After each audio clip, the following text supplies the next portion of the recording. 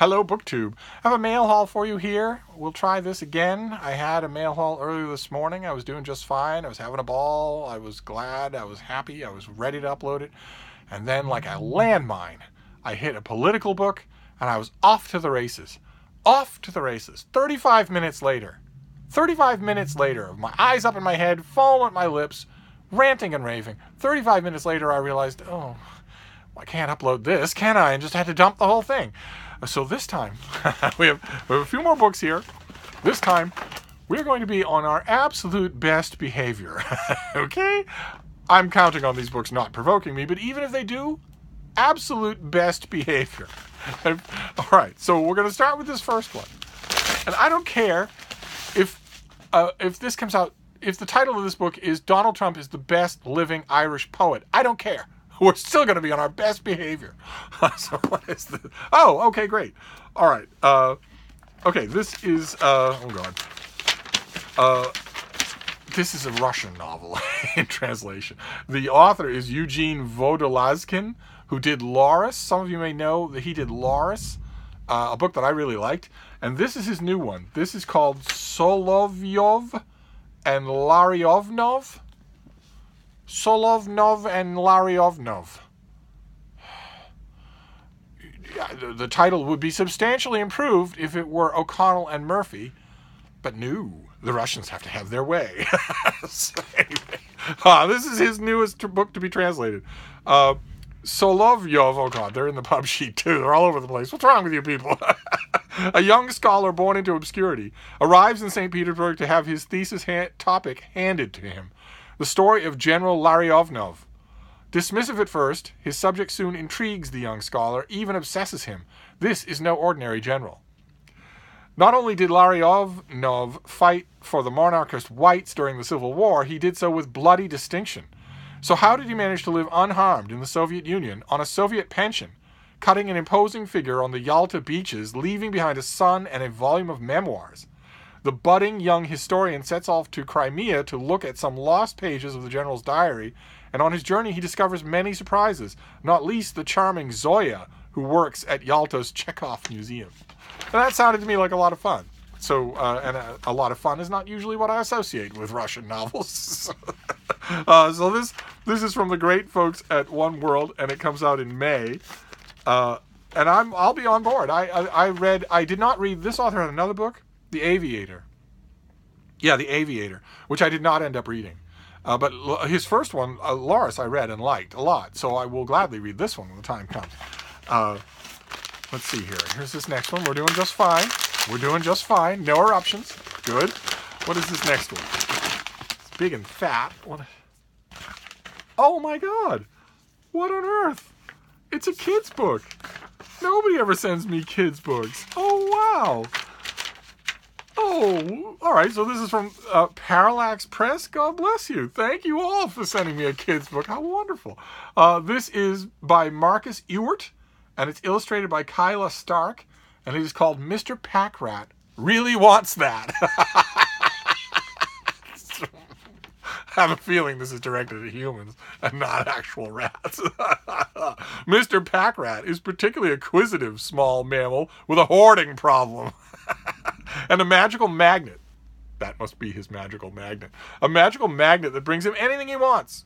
Through trial and error, he begins to question whether having more things is really the secret to happiness. You should watch some YouTube minimalist channels. They're endlessly fascinating. Children will love the bright illustrations in this book, even as they relate to Mr. Packrat and his dilemma. Ultimately, they will learn, as he does, that more things doesn't necessarily mean more happiness. And that's a great lesson. You want, as soon as possible, you want to start getting your children to be aware of the fact that the one with the most toys is the poorest. You want to love the things you have rather than constantly want more. That's a incredibly invaluable lesson to teach children as soon as possible. The children that I spend the most time with have no problem with that lesson because they don't have anything at all.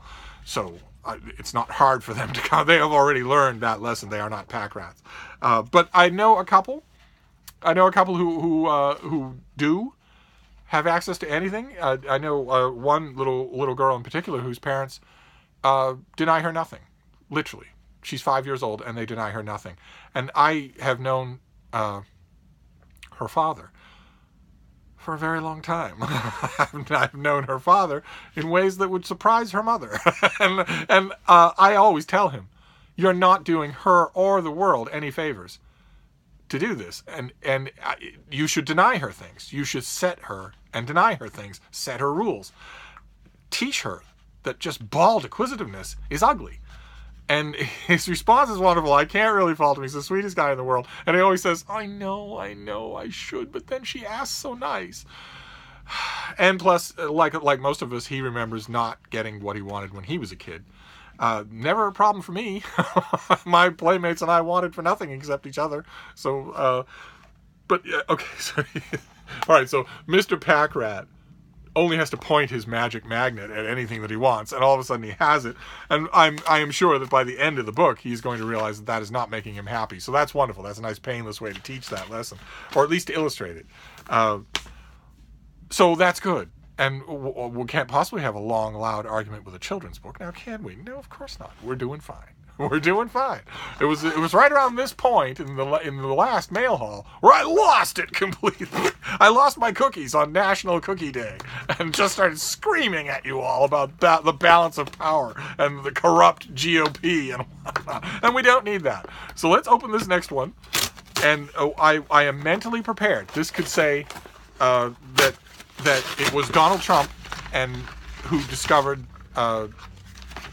Archaeopteryx, and I wouldn't care. I'm ready. I'm going to behave myself. So what is this? Okay. All right. This is another working translation. This is by Lena Wolf, and it is The Polyglot Lovers, translated by Saskia Vogel. Yeah, what is this? Translated from... Okay, so... This is the pub sheet calls it ferocious and irreverent and says that it's been translated into 18 languages. And it burns down the pretensions of the male literary establishment. Wonderful. I'm on my best behavior. I will not be provoked. Eleanor is 36. She wears soft black sweatpants and a Michelin Man jacket. She fights. Smart and unsentimental, she tries her hand at online dating only to be stranded by a snowstorm with a literary critic. Okay, that is a fate worse than that. but still, why do I have a feeling that I'm going to be siding with the critic? Cut to Max Lamas, an author who dreams of a polyglot lover, a woman who will understand him in every tongue. His search takes him to Italy, where he befriends a Marchesa whose old Roman family is on the brink of ruin. At the heart of this literary intrigue is a handwritten manuscript that leaves no one unaffected. Polyglot Lovers is a fiercely witty and nuanced contribution to feminism in the #MeToo era. Okay, what does that mean? Am I welcome as a reader? I'm a man. I'm not only a man, but I'm white, and I'm old, and I'm pretty cis-normative. Regardless of what I might like to do or not do in my free time, I'm about as cis as it gets. Am I welcome in this book? Would the author rather I not read this or talk about it? I want to know, because when I see #MeToo, that's what I think. I think rampant sexism, and not male-female sexism, female-male sexism. If I'm not welcome in this book, I want to know so I don't waste my time reading it. And I also... The pretensions of the male literary establishment is a little bit annoying as well. I don't know what that's supposed to mean. This woman, the main character, meets a literary critic. Most of the literary critics for major venues in America report to a woman. So I don't know what male literary establishment the author's talking about. It seems to me that women have done quite well at literary awards all over the West in the last few years, in the last 10 years, in the last 20 years, in the last 70 years. Seems to me that Annie Proulx is a woman. I think Marilyn Robinson is a woman. And weren't Edith Wharton and Virginia Woolf women? I'm not sure what male literary establishment is being invoked here. I guess I'll have to read the book to find out. But what is this, though? Lena Wolf's debut novel, Bret Easton Ellis and Other Dogs. Okay, I read that. This is not boding well. Published by and Other Stories in 2016, won the Oxford Wiedenfeld Translation Prize. Her second novel, The Polyglot Lovers, won Sweden's biggest domestic literary prize, the August Prize. So is she Swedish? This is translated from the Swedish. Yeah, okay. This was published in 2016 in Swedish. Okay, so, all right, fantastic. So this is a big author that I've just never heard of, Lena Wolf. Those of you who are in Sweden, or maybe any of the other 18 languages she's been translating into, do you know this author? And more importantly, not so much have you liked her books, but am I going to encounter shrill condescension? You tell me. I don't know anything about her. Is the pub sheet maybe invoking #MeToo just to be a pub sheet? And maybe the author is more nuanced than that. That would be very nice. So feel free to reassure me. So this comes out in April. And if the pretensions of the male literary establishment and #MeToo haven't set me off, I think this mail haul is pretty safe. Let's do this last one. What could it possibly be? It couldn't possibly be worse than that. And I handled that, I think, fairly well, with aplomb. I want to know from you, what can I expect from Lena Wolf? I'm not going to characterize her as being, a browbeating sexist until I know one way or another. But I'm not going to read the book for several months, so feel free to let me know if you've read her. And then we've got this last one, and we'll be done with a nice, safe mail haul. Okay, there are no problems with the last one. Yeah, there are no problems with the last one. The last one is by Helena Hunting. It is not translated from the Swedish. It has not won any major literary awards. It will probably not be translated into 18 languages. It's called Shacking Up, and the tag on the title is "Home just got a lot sweeter." I can't remember if I've seen this on the channel of my sister from another Mister, Sarah. I'll leave a link. She runs a heavily romance-oriented channel, and it's wonderful. It's an eerie thing when I watch her videos, because she just talks, and sometimes she free associates, and at least half the time that she cracks a joke, she's cracking a joke for herself and then cracks up on camera, like a certain someone. But anyway, just in case you're missing the detail, he is wearing heart boxer shorts. Okay? All right? They say every cloud has a silver lining, but does that include missing your big acting break because of a bad cold? Maybe, if being actually sick turns out to be lovesick. In this hilarious, swoon-worthy novel about Sex and the City and everything in between, Ruby Scott is months behind on rent and can't seem to land a steady job. She has one chance to turn things around with an important audition, but instead of getting her big break, Ruby gets sick as a dog and ends up with her tail between her legs, all thanks to a mysterious, gorgeous guy who kissed her and then coughed on her at a party the night before. I'm not going to tell Helena Hunting that's not how infection works. Okay. If he kissed her, she was already infected. It doesn't matter that he coughed on her. That's just rude. But it's not like there's two different kinds of breathing. And it's not like germs inside you are saying, well, we have a perfectly good extra host, but let's hold off. He's kissing her. All right, well, he coughed on her. Now we can transmit. That's not how it works, but that's okay. Ruby's BFF might have found her the perfect job opportunity, pet sitting in the lavish penthouse apartment belonging to hotel magnate Bancroft Mills. Bancroft Mills, back in Donegal, was always the name of an absentee landlord. Nobody in my family's named Bancroft Mills. But when the newly evicted Ruby meets her jet-setting employer, she realizes he's the same guy who got her sick. Seeing his role in Ruby's dilemma, Bane, that's Bancroft's nickname, Bane, offers her a permanent job as his live-in pet sitter until she can get back on her feet and maybe back into his arms. Okay, all right.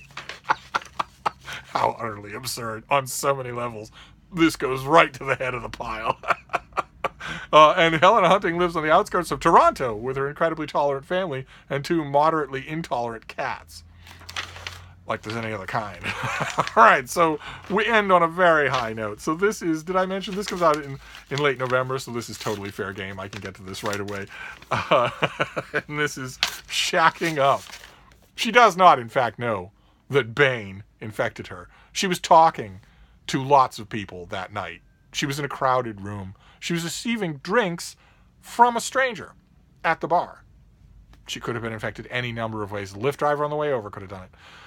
A doorknob could have done it at her place of employment.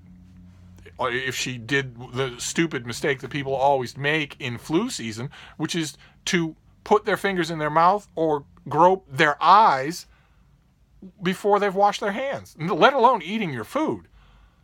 So many people do that. They go around all day. They don't wash their hands at all, and they periodically are, they're sticking their fingers in their mouth or needling their eyes if their eyes are itchy. Those are direct entry points to your body, to your circulatory system. Why would you do that? Why? Your skin is such an amazing line of defense against infection. Why would you get around it? Why would you intentionally go around it and make its job harder? Don't put your fingers in your mouth, okay? For any reason, even when you're eating. Don't stick your fingers in your eyes. And wash your hands thoroughly before you take anything that you're going to put in your body. Anything. So if you're out with friends and you all decide to go to McDonald's for French fries or whatever, go to the bathroom first and wash your hands before you eat them. Anyway, I'm lecturing a romance novel. That's not good. That's not sure a sign of the end. All right, so we'll make a Steve pile here. It'll be a little imbalanced here. We've got Mr. Packrat really wants that, and he has a magic magnet to get him what he wants. And you know perfectly well what I'm thinking. Those of you who watch this channel for a long time will know that I volunteer time to read books to kids. And you know what I'm thinking when I see this book. Not only is it going to teach them a great lesson about not being pack rats, but I can bring a magnet with me. I can bring a magnet and we can play with that, and I can teach them all about how magnets work. That's perfect. I'm very pleased. Then O'Connell and Murphy by Eugene Vodolazkin. What's wrong with you Russian people? I don't know. You didn't have permanent exalted status because of your freaking literary tradition. I swear the rest of us would boot you out of the literary community. But no, you have Tolstoy and Dostoevsky and all the others. And then we have The Polyglot Lovers by Lena Wolf. I am intrigued. We shall see.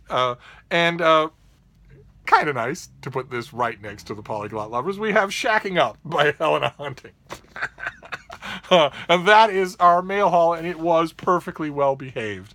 No catastrophes. We came close, but no catastrophes. I do not need to delete this. I will upload it and bore the pants off you. So I'll wrap this up, but we will talk again. Thank you, BookTube.